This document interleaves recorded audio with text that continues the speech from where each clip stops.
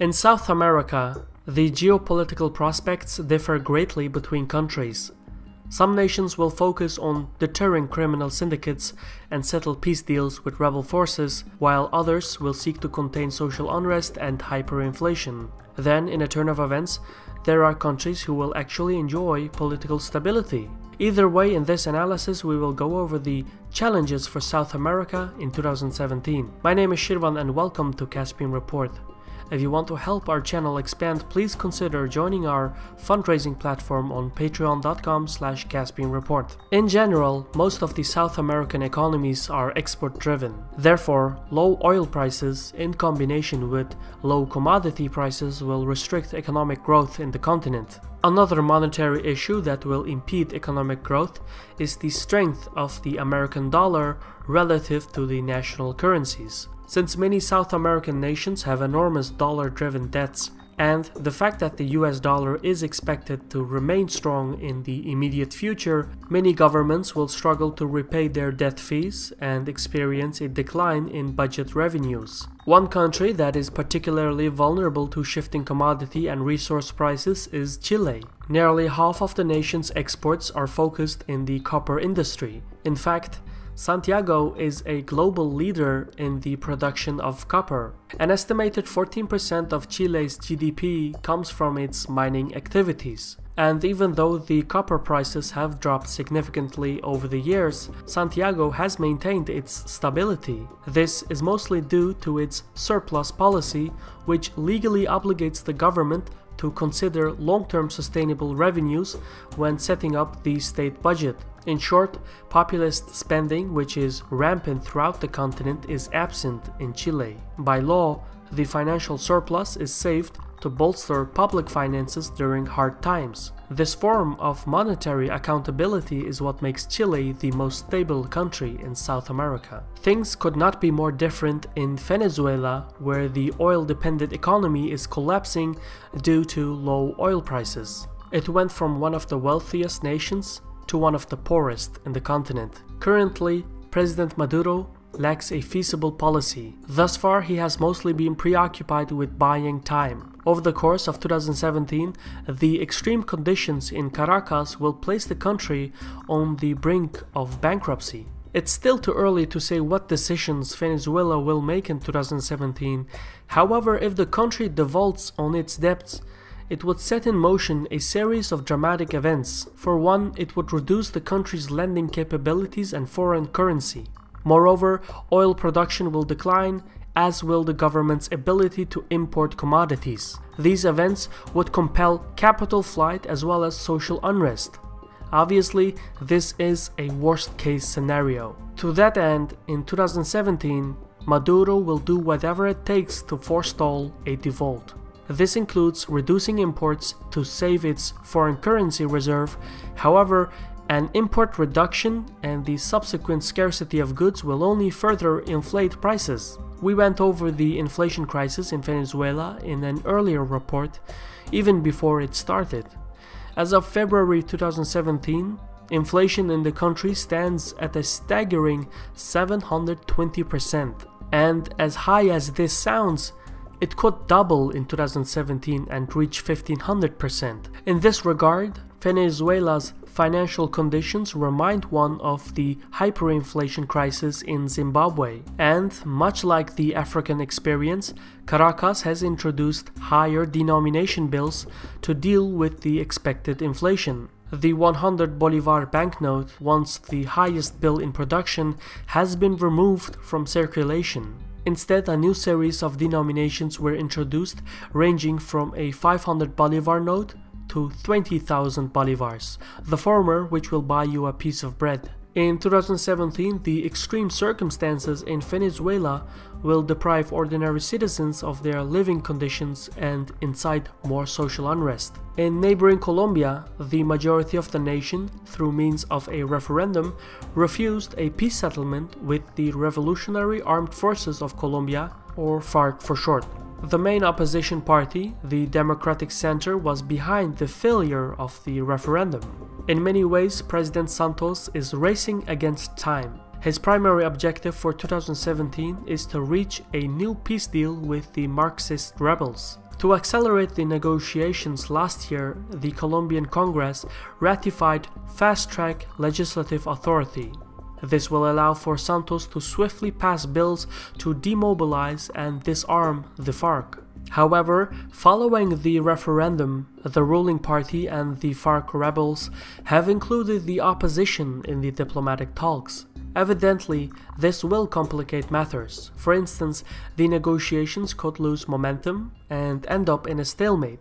Already, internal disagreements are fragmenting the unity of the ruling coalition and the FARC. Furthermore, the longer the peace talks take, the less likely a settlement becomes, which leaves the government coalition more divided than ever in face of the 2018 presidential elections. Further south in Peru, the country has enjoyed an economic turnaround. Over the past decade, low inflation, stable currency exchange rates, service-oriented sectors and free trade agreements have refurbished Lima's economic prospects. Nevertheless, in 2017, President Kuczynski's immediate objective will be to address the surging organized crime in his country. In the last few years, violent crimes such as homicides and abductions have risen substantially, especially in the city of Callao. Much of the problem lies with the detention of former kingpin Caracol, which left a vacuum of power in the region. Since then, criminal organizations have waged a war over the control of the city's port. The situation reached its peak in 2015 and 2016 when the government proclaimed a state of emergency in the city. However, taking on organized crime in Callao will be no easy task. The city plays a critical role in the Pacific narcotics supply route. Therefore, Kuczynski's fight against crime in Callao targets Peruvian, as well as Colombian, Ecuadorian, and even Mexican cartels. Elsewhere in South America, the Petrobras scandal will continue to determine the future of Brazil. Following the impeachment of former President Rousseff, the Petrobras corruption scandal is now dragging most of the government into the investigation. Of the 513 seats in the Chamber of Deputies, 303 members face charges for serious crimes. In the National Congress, 49 members of the total 81 are under investigation. Even the current president, Temer, is under investigation for illegal donations to his re-election campaign as vice president in 2014. It goes without saying that the level of corruption is unprecedented. The sweeping investigations also come at a delicate time. Temer's administration intended to implement economic reforms, including reducing public spending, reforming the pension system and labor laws. Plus, the 2018 presidential elections are closing in. However, given the circumstances, financial and social reforms are most likely to be postponed until after the elections. Subsequently, this will translate into more social unrest in Brazil. The situation is more fortunate than neighboring Paraguay. Although economic growth will be limited, the financial environment in the country will continue to attract foreign investors. There are several reasons that explain the economic stability in the country. For one, citizens only pay a 10% income tax. Plus, Paraguay has some of the lowest value-added tax rates in South America. In other words, it's an environment well suited for business. Over the course of 2017, Paraguay's tax policy will continue to attract foreign investment and thus add billions of dollars to the country's GDP. In Uruguay, a somewhat controversial situation exists where President Vázquez has been trying to reach a new lucrative free trade agreement with China. He is expected to make significant progress in 2017, and if the president stays course, he could complete the treaty by 2018.